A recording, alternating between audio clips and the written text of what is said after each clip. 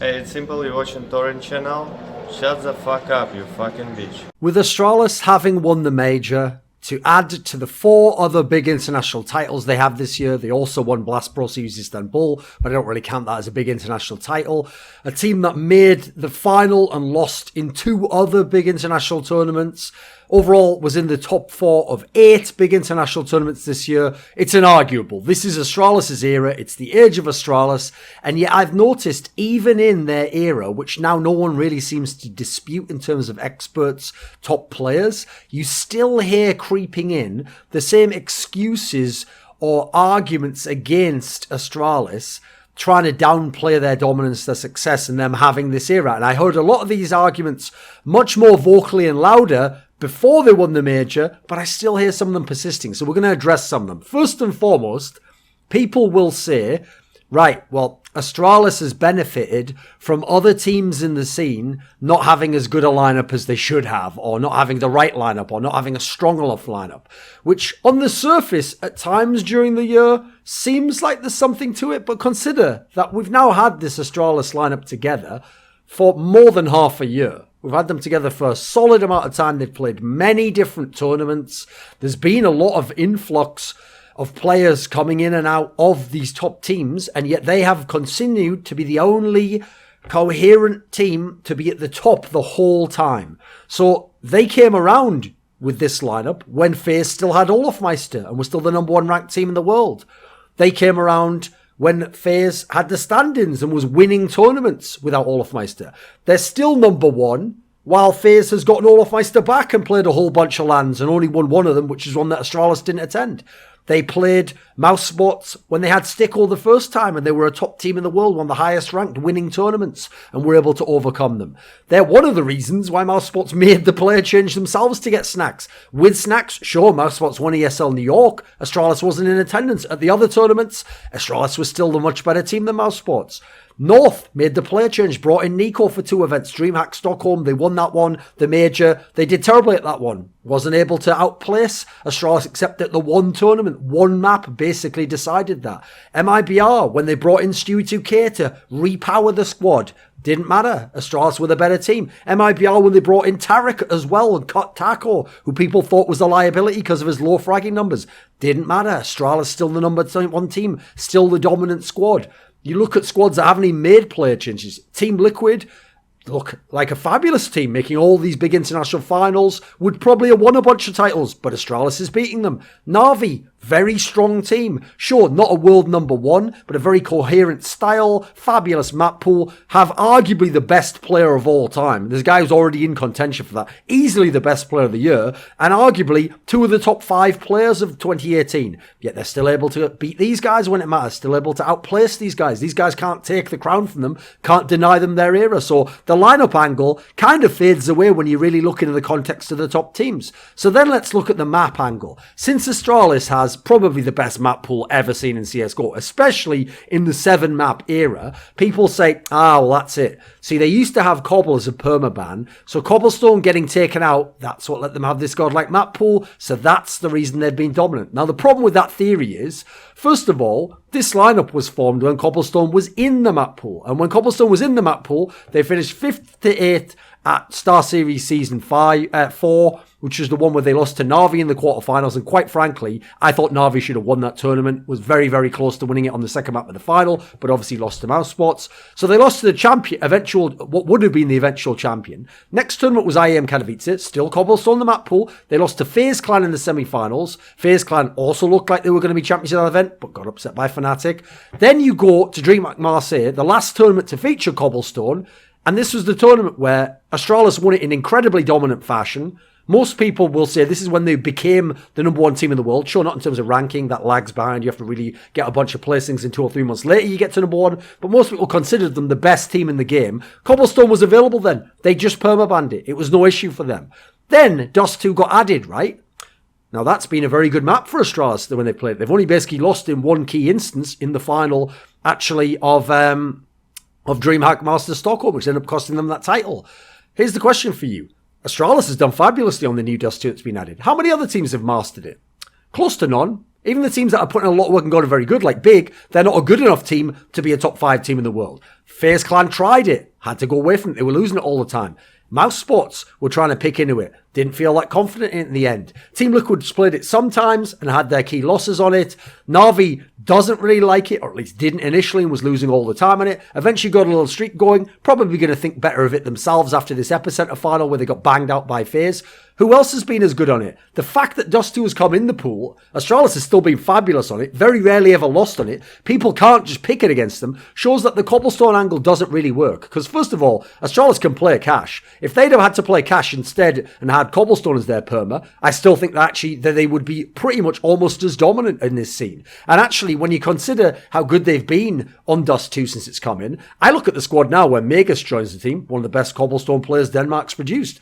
I think actually enough of the team's changed. They could practice cobblestone and be fabulous on that now. They're a very good tactical team, good on both sides of the game as well with their CT setups and utility usage. You tell me they wouldn't find creative ways to get edges on CT side. They'd be incredible. So I don't buy the map angle. Again, just like the lineup angle, it might have helped a bit, but it doesn't account for it. And the idea that if you put cobblestone back in the map pool, that nerfs their era and stops them being the dominant team seems quite ridiculous to me. Then let's look at the fact that some people just outright say, usually as an assertion without any evidence given, oh, they're not actually that dominant though. Like, you know, they're not winning every tournament. Like, you know, they do lose. Like, downplaying the dominance of this Astralis team is absolutely laughable for my money, because let's consider that in terms of like map score win and how often they win maps, they are one of the most dominant teams to ever play any version of Counter-Strike. Basically, the only team with objectively more dominance is NIP when they were 87-0 and barely ever losing a map. And that was at the very beginning of the game and overall against worse opposition and a worse scene.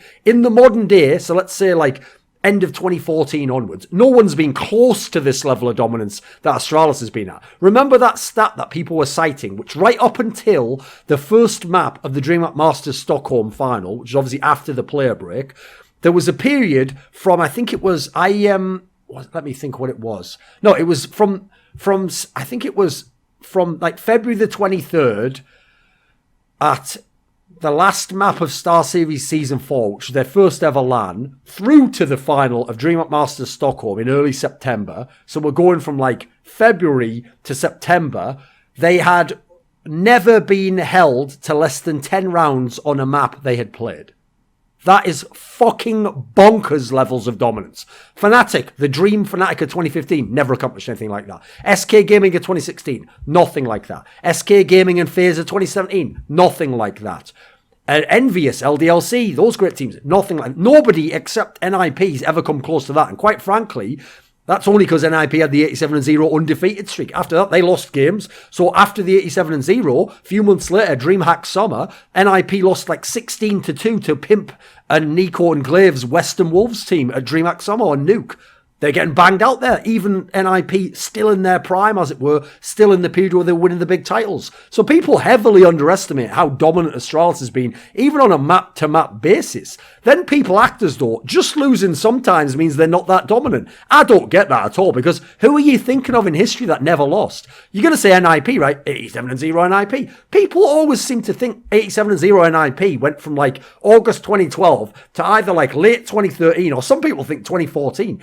87-0 ended, I think, in April of 2013. It was a span of about 8 months. After that, NIP continued for the next sort of 5 to 6 months to be the number one team, win most of the tournaments, but they took their losses. They lost series, they lost maps. So NIP lost Star Series to Virtus.pro, hence the end of 87-0. They lost EMS1 to Virtus.pro, who'd added Guardian in, hence why Very Games were able to win their first event with NIP in attendance, but without beating NIP. The Fnatic of 2015, that incredibly dominant team, lost to many opponents and lost many tournaments. Yes, they won lots of tournaments as well. They also lost lots. They lost series to Virtus.pro a couple of times. They lost series to TSM many times. They call it now Astralis. They lost to Cloud9 in the best of 3 online. Face it, Stage 2, DreamHack Valencia. They lost to NIP in a series, MLGX Games Aspen. Losing is definitely not what precludes you having an era. SK Gaming / Luminosity in 2016 lost many times before they became the number one team, lost in between, and lost afterwards. So before they became the number one team, they lost to Fnatic and they lost to Na'Vi. They became the number one team. They lost a best of 3 on LAN to Tyloo. They lost a best of 3 on LAN to G2. Almost lost a best of 5 to them. After they had their period of winning the 2 majors, they lost to Cloud9 in a series. They lost to NIP in a series. They lost to Virtus.pro in multiple series. They lost to Astralis in a series and eventually broke the lineup up. The idea that these teams didn't lose tournaments, or even worse, didn't lose to lower level teams or lose on occasion to the other teams is absolutely a ridiculous argument that, quite frankly, I think should only be made, unless you're an idiot, by someone who didn't watch those eras, in which case you should probably do a bit more listening than talking if you didn't actually watch the eras and you're passing comment on them. Then consider that this Astralis team doesn't even have a true rival. Everyone else in history had a rival. You know that, right? Sure, NIP battered their rival VeXii for the first solid year or so. After that, VeXii got the better of them, actually. Then you go to Fnatic. Now, here's the hilarious thing. Fnatic absolutely is a team that had a big rival. They were called TSM. You know, TSM won 7 out of 8 LAN series of the 2 5-man lineups against each other. In 8 occasions they met on LAN in best of 3 series, TSM won 7 of them.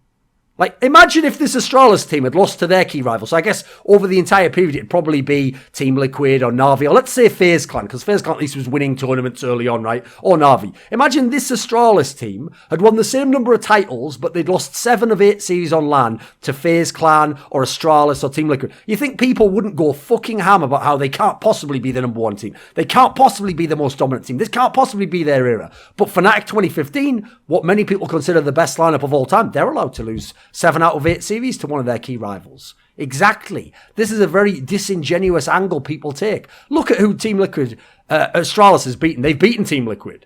Denied them titles all year long. They've beaten Na'Vi. Sure, Na'Vi beat them a couple of times. Astralis has gotten the better of them on all a bunch of key ones now, though, haven't they? Including the major final. They've beaten FaZe Clan numerous times. The same FaZe Clan that the cause of these two teams, it was FaZe who had the upper hand at the end of 2017. Na'Vi, sure, has a good chance to beat Astralis. They can match up well against them. But Na'Vi hasn't even been able to meet Astralis that often. They've lost to Team Liquid themselves and therefore haven't made it. Or they've gotten stopped at the semis and therefore haven't made it. It's not Astralis' fault Na'Vi doesn't get to the final. A team that can win big titles and then Team Astralis can beat them and therefore get the credit for beating a team that's actually a champion as opposed to Team Liquid. Astralis is beating who's put in front of them. Then look at the lineup strength that they have.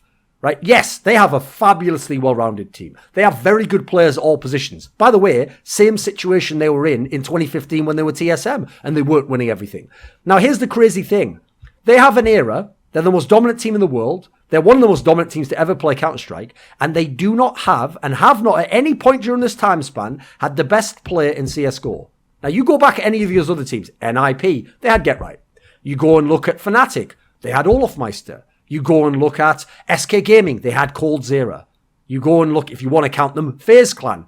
They still had Nico, maybe the second best player, right? But okay, people probably say FaZe Clan doesn't have an era, right? Where's the number one player for Astralis? They have Device, a fabulous player, and maybe he's the number 2 player in the world. But he's not Simple, and Simple's the clear number 1 player in the world. You could have even argued that for most of the time Astralis was the dominant team in the world, Nico was the second best player over on FaZe Clan, hence why he was hard carrying them titles, even without Olof in the lineup.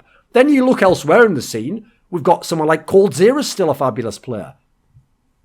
Doesn't matter.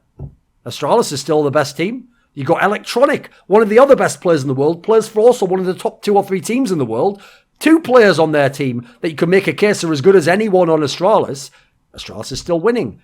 The lineup angle even doesn't even make as much sense because then when you look player for player, there are some amazing players outside of Astralis. Doesn't stop Astralis from winning. I think personally, the real reason why people downplay Astralis is, first of all, some people, a very small amount, don't like them because they've always known they were one of my favourite teams. Secondly, the fact that they have choked with the past cause of this team, sure, it makes it a bit less sexy that they're the number 1 champions, that they could be the best team of all time, because it doesn't feel right to some people that a winner can choke as well. Now, it's the case in many great sports that that's happened, but I understand. People think of the Joe Montanas, the Michael Jordan. You're not allowed to choke. That's the thing, of Wayne Gretzky. If you choke, then you can't be the greatest ever. There's also the fact that their style is so tactical and smothering and dominant that it makes it look too easy. So it makes the teams they're playing look bad, and therefore since the teams look bad, it looks too easy for Astralis, and therefore people think it's just a lack of competition. It's a lack of the right players on the other team. It's just a lack of the right map pool. They got lucky with Cobblestone getting removed.